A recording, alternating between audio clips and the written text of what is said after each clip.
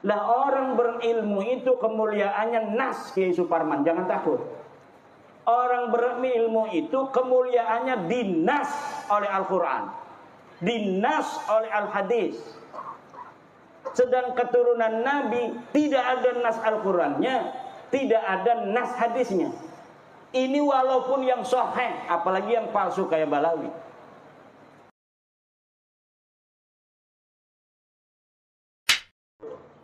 Tapi kalau keturunan kiai saja banyaknya jadi kiai, masa iya keturunan Nabi akhlaknya sama sekali tidak mencontoh Nabi, bahkan 180 derajat berbeda dengan baginda Nabi besar Muhammad sallallahu alaihi wasallam. Nabi ngomong jangan nyuri, nyuri.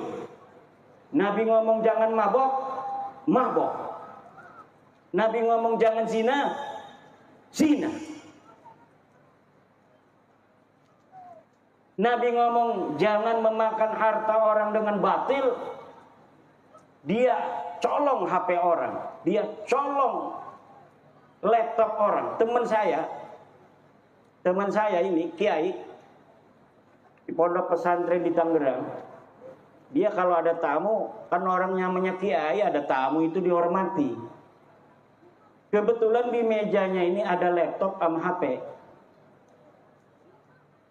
Ini si Kabib ini masuk.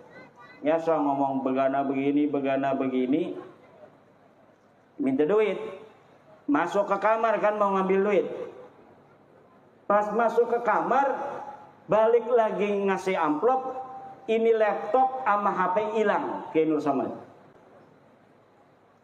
Wah, HP saya sama laptop kemana? Enggak ada, dari tadi enggak ada laptop sama HP. Wah, saya naruh di sini katanya. Nah, untung dia rumahnya pakai CCTV. Akhirnya dia masuk ke ruang CCTV, dia lihat, ya benar dia orangnya yang nyuri itu HP dengan laptop. Ini yang terjadi. Ini sebelum bab nasab ini ya ini. Alhamdulillah, setelah bab nasab ini menyebar ke seantero Nusantara, orang-orang yang dari Balawi yang dawir-dawir begini ini sudah tidak mendapat tempat. Sekarang siapa kiai-kiai kita sudah paham. Dia nakut-nakutin dengan kualat, enggak takut sekarang kiainya. Karena dia memang lebih mulia. Lah orang berilmu itu kemuliaannya nas, Kiai Suparman, jangan takut. Orang berilmu itu kemuliaannya dinas oleh Al-Quran, dinas oleh Al-Hadis. Sedang keturunan Nabi tidak ada nas Al-Qurannya, tidak ada nas hadisnya. Ini walaupun yang sahih, apalagi yang palsu kayak Balawi. Yang sahih saja, keturunan Nabi yang sahih, kewajiban mencintainya itu tidak dinas dalam Al-Quran, tidak dinas dalam Al-Hadis. Adanya dalam qaul ulama. Seperti Sayyidi Syekh Abdul Wahab Asy'arani di dalam kitab-kitab tasawufnya. Tapi kalau kita cari dalilnya, di mana iya Syekh Abdul Wahab Asy'arani istidlalnya, ayatnya mana, hadisnya mana, tidak ada mustanadnya. Tidak ada sandarannya. Tapi kalau ulama, kemuliaan ulama dinas oleh Al-Quran. Yarfa'illahu alladhina amanu minkum walladhina utul ilma darajat. Syahidallahu annahu la ilaha illa huwa wal malaikatu wa ulul ilmi. Itu dinas oleh Al-Quran kemuliaan daripada orang berilmu. Maka orang berilmu takut kewalat sama Kabib, ilmunya, kitabnya diborongin aja ke tukang loa. Dia yang harus kewalat kepada kiai, dia yang harus kewalat kepada santri. Kenapa? Ya santri tahu sendiri Kiai Haris. Walaupun Kiai Haris tadi cerita diserneni melulu sama Kiai, lah memang Kiai begitu. Kiai itu memang begitu. Kadang marah melulu Kiai itu. Saya punya guru itu tukang marah banyak, yang tidak pernah marah juga banyak. Saya mondok di banyak pondok.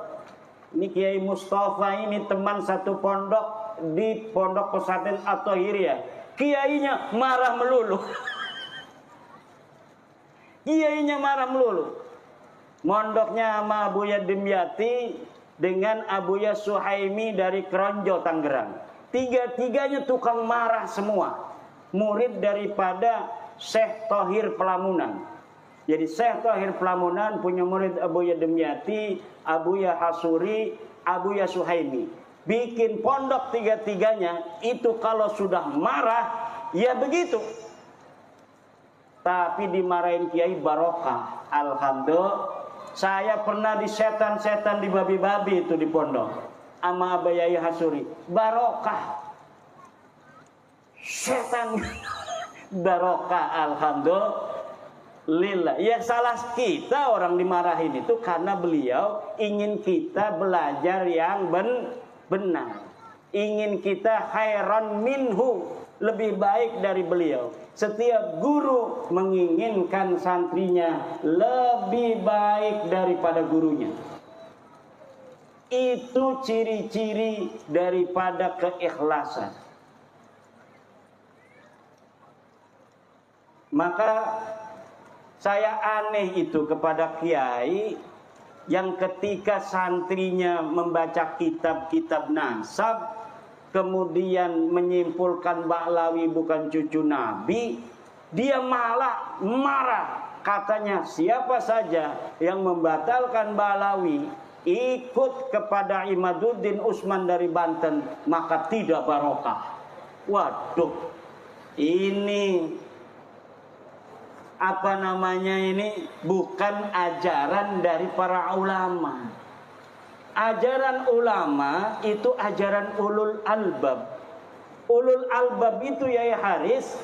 Kalau Yai Haris aman, kiainya sama. Kiainya luar biasa sampai datang kemari.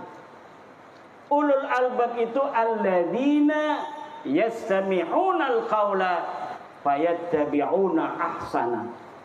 Orang-orang yang mendengarkan pendapat boleh banyak, tapi yang diikuti hanya yang terbaik. Apa yang terbaik? Lahu dalil. Pendapat yang ada dalilnya. Coba Yai Haris, ini mantan Muhyiddin se-Lampung Tengah, ini presidennya Yai Haris. Sekarang Yai Haris ketika sudah merdeka, tadinya abdun ini. Orang kalau masih percaya kepada Ba'lawi cucu Nabi, jiwanya akan merana. Sekarang ini yang ikut-ikut masih Muhyiddin, itu jiwanya merana. Dia manusia, tapi sepertinya dia tidak merdeka seperti manusia lainnya. Dibayang-bayangi oleh doktrin-doktrin yang tidak sesuai dengan ajaran Islam. Bahwa walaupun kamu sholat, kata Taufik Segaf, kamu puasa, kalau tidak ikut ajaran habaib, maka itu tidak akan diterima. Nah ini dari mana itu ajaran itu? Tidak ada ajarannya apa? Bahwa santri-santri kalau kamu sudah pinter, jangan merasa kamu lebih mulia dari Habib. Enggak ada ajarannya. Tidak ada ajaran dalam Islam manusia lebih mulia dari orang lain berdasarkan karena keturunan. Tidak ada. Bu, tidak ada manusia lebih mulia dari orang lain berdasar keturunan dalam ajaran Islam. Dalam ajaran Islam, inna akramakum indallahi atqakum. Sesungguhnya yang paling mulia adalah orang yang paling bertakwa. Nih dari kiai-kiai ini, salat rawatibnya kan ada yang qabliyah asar 2 rakaat, ada yang 4. Nah yang 4 ini yang akram karena dia lebih banyak pekerjaannya. Kalau misalnya ada yang tahajud 3 rakaat dengan witir, ada lagi yang tahajud 100 rakaat. Kan gak ada yang tahu ini. Yang sholat tahajud 3 rakaat nggak ngomong-ngomong sama orang, yang tahajud 100 rakaat juga nggak ngomong-ngomong. Tapi yang tahu itu kan Allah. Yang tahu semuanya Allah. Maka siapa yang lebih mulia di dalam pandangan Allah? Orang yang tahajudnya 100 rakaat. Kenapa? Karena aksaruhum amalan, lebih banyak amalnya. Siapa orang yang amalnya lebih banyak, maka sawabnya juga aksar, sawabnya lebih banyak juga. Nah, sekarang ini kita sedang memerdekakan PWI ini, Kiai Haris, Lampung Tengah bagian timur. Kita sedang memerdekakan orang-orang yang masih jadi budak. Nah, sama budak itu jangan keras. Bil mau'idotil hasanah. Kalau ada yang mau berdebat, wajadilhum billati hiya ahsan. Saya itu kalau berdebat dengan orang, ya tidak pernah marah-marah. Pernah sekali dengan Gus Fahrur. Gus Fahrur yang ketua PBNU itu. Karena apa? Udah kesel itu. Ini namanya manusia, kesabaran itu kan ada batasnya. Wah, langsung dimarahin itu kita berdua. Katanya orang-orang NU debat di depan orang, marah-marahan begitu. Ya itu sendiri tudulan. Ya kalau ketemu di PBNU mah ya biasa. Ya salam-salaman. Itu mah karena lagi kesel aja. Ibu bapak hadirin ma'asyiral muslimin rahimakumullah. Saya ini agak ngeliang ini Kiai. Dari Banten datang jam 4, langsung sebentar di hotelan di Bandar Lampung dengan Kiai Suparman, langsung ke sini. Lumayan juga 2 jam ya, 2 jam ke sini. Insya Allah kita akan sampai subuh sambil nungguin hujan ini berhenti. Siap? Sebenarnya sekarang ini ya Parman, saya senangnya dialog. Nah kalau dialog kan siapa tahu ada Habib yang datang, dia ingin apa juga mengetahui atau ingin bertanya tentang dalil-dalilnya. Karena semua dalil-dalil sekarang, framing-framing yang ada di media itu tidak ada dalilnya lagi. Saya kalau misalnya masih ada yang dirasa bahwa ini masih ada dalil, itu saya menulis.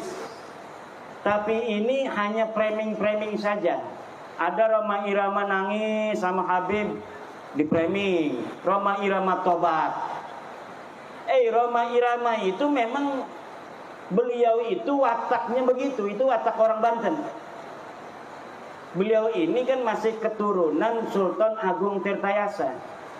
Orangnya kalau ditantang galak, tapi kalau dilembutin nangis. Itu ciri-ciri keturunan Sultan Banten. Jadi kalau ditantang-tantang ya makin galak. Tapi kalau misalnya tersentuh hatinya, jangankan lagi masalah yang besar, masalah kecil aja ngobrol begini ini bisa nangis kalau orang Banten. Ini kalau umpamanya lebaran itu ya enggak salah-salah banget rasanya kemarin, tapi nangis semua kalau kita salaman itu sama keluarga. Ada sepupu saya kalau jadi imam ngegerung-gerung. Kalau ngobrol tersentuh sedikit ngobrol langsung nangis. Kemarin itu Roma itu Raja Dangdut terharu. Dia diundang oleh LDNU. Dia tidak tahu kalau ada Habib di situ. Diundang oleh LDNU untuk memberikan kisah bagaimana dakwah beliau dengan musik. nggak tahu kalau ada Habib. Nah ternyata Habibnya nggak marah. Kan Rhoma Irama itu setelah beliau ngundang saya dicaci maki oleh Habib-Habib. Kata Rhoma Irama, saya tidak percaya ente itu cucu Nabi, tapi bukan memutuskan persahabatan. Kita tetap sahabat. Beliau ini sahabatnya Rizik Syihab. Beliau ini sahabatnya para Habib-Habib. Saya hanya tidak percaya kamu cucu Nabi saja. Kalau berteman kita biasa. Wong namanya mengakui cucu Nabi atau bukan itu bukan rukun iman kok. Saya hanya tidak percaya kamu cucu Nabi, tapi kita tetap bersahabat. Tetapi Rizik Syihab nggak mau, malah mencaci maki. Bahar Smith malah mencaci maki. Nah, ketika ada Habib itu di PBNU yang hadir, baik sekali adabnya, terharu itu. Bang Haji Rhoma Irama terharu nangis. Karena beliau, saya kan pernah beberapa kali ngobrol. Ya kadang-kadang ngobrol sama saya nangis juga. Ngambil tisu. Ya begitu orang yang berhati lembut. Orang berhati lembut itu gampang tersentuh hatinya. Makanya Bang Haji Rhoma Irama itu maunya begitu. Saya batalkan nasab ente, tapi kita bersahabat. Yang biasanya minjemin marawis, ya kita minjeman lagi. Yang biasanya kita ngobrol, kita tetap ngobrol. Yang biasanya kita ini adalah kerja bareng, kita kerja bareng. Yang biasanya bisnis bareng, kita bisnis bareng. Yang udah kagol punya mantu Balawi, nggak apa-apa, jangan suruh cerai. Kita hanya tidak percaya mereka cucu Nabi. Bukan berarti kita memutuskan segalanya. Itu memang yang diungkapkan oleh Bang Haji Rhoma Irama. Cuma di framing. Coba lihat itu framingnya. Bang Haji bertobat. Dengerin apa yang diomongin Bang Haji. Apa benar dia ngomong bahwa Balawi sekarang cucu Nabi? Tidak ada. Itu hanya framing-framing. Karena Bang Haji Rhoma Irama pengennya begitu. Saya batalin itu nasab ente bukan berarti kita bermusuhan. Karena memang tidak ada dalilnya. Ente ngaku tahun 895 Hijriah. Sebelumnya tidak ada. Sedangkan orang yang diaku itu hidupnya tahun 345 Hijriah. Nah, di dalam tahun 345 Hijriah sudah ada kitab nasab. Keturunan Nabi dicatat semua. Tapi ente nggak ada. Katanya ente turunan Ubed. Ubed nggak dicatat sebagai keturunan Nabi. 550 tahun. Di dalam kitab Silsilatul Alawiyah tidak dicatat. Di dalam kitab Tahdhibul Ansab tidak dicatat. Muntaqilatut Talibiyah tidak dicatat. Al-Majdi tidak dicatat. Itu semua di abad 5. Masuk ke abad 6 ada kitab karya Imam Al-Fahru Raji, Kiai Haris. Imam Al-Fahru Raji itu seorang ahli tafsir, ahli usul fikih. Kalau ada lafaz al-imam dimutlakkan dalam usul fikih, maka al-muradu al-imam ar-razi. Nah, beliau menulis kitab nasab. Beliau menulis kitab nasab namanya Asy-Syajarah Al-Mubarakah. Beliau menulis Ahmad bin Isa punya anaknya cuma 3, Muhammad, Ali, dan Husain. Tidak ada anak yang bernama Ubed. Itu tahun 597 Hijriah. Kemudian muridnya penulis kitab Al-Fahri itu wafat 614 Hijriah. Menulis juga tidak ada nama Ubed sebagai anak Ahmad bin Isa.